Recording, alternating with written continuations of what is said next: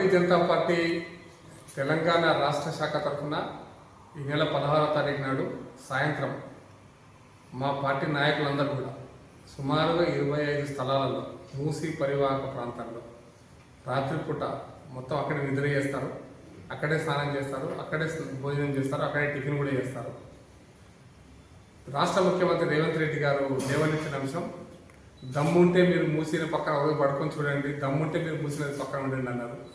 దోమలు కలుస్తాయా, ఈగలు కలుస్తాయా, లేకపోతే ఎట్లుంటాము ఏముంటాం పక్కన పెట్టి మూసి ప్రజలతో కలిసి పడుకునేటువంటి కార్యక్రమాన్ని మేము చేయబోతున్నాం.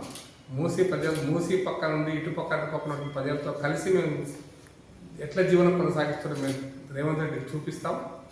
రేవంత్ రెడ్డికి ఇదే ఛాలెంజ్ చేసినాం. మొన్న నల్గొండ జిల్లా పోచంపల్లి మండలానికి పోయి ఆయన చాలా మాట్లాడిండు, బుల్డోజర్లు ఎవడో చూడ తొక్కుతా అని.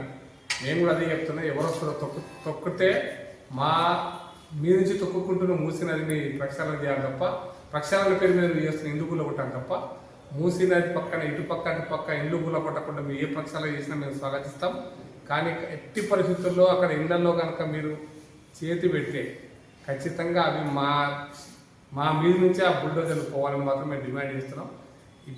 మీ రేవంత్ రెడ్డి గారు రాష్ట్ర ముఖ్యమంత్రి గారు ఇచ్చినటువంటి ఛాలెంజ్ మేరకు మా రాష్ట్ర అధ్యక్షులతో సహా ఆ ప్రాంతంలో ఉన్న పార్లమెంటు సభ్యులతో సహా అందుబాటులో ఉన్న ఎమ్మెల్యేలందరూ ఎక్స్ఎమ్మెల్యేలందరూ సుమారు 25 స్థలాలు కూడా 25 స్థలాలు 13 అసెంబ్లీ నియోజకవర్గాల పరిధి లోపల 3 పార్లమెంటు నియోజకవర్గాల పరిధి లోపల మేము ఎల్లుండి 16వ తారీఖు నాడు సాయంత్రం నుంచి 17 ఉదయం దాకా మేము కార్యకర్తలతోనే ఉంటాం, అక్కడ లోకల్ ప్రజలతోనే ఉంటాం, ప్రజలతో కలిసి పనిచేస్తాం, ప్రజలతో కలిసి భోజనం చేస్తాం.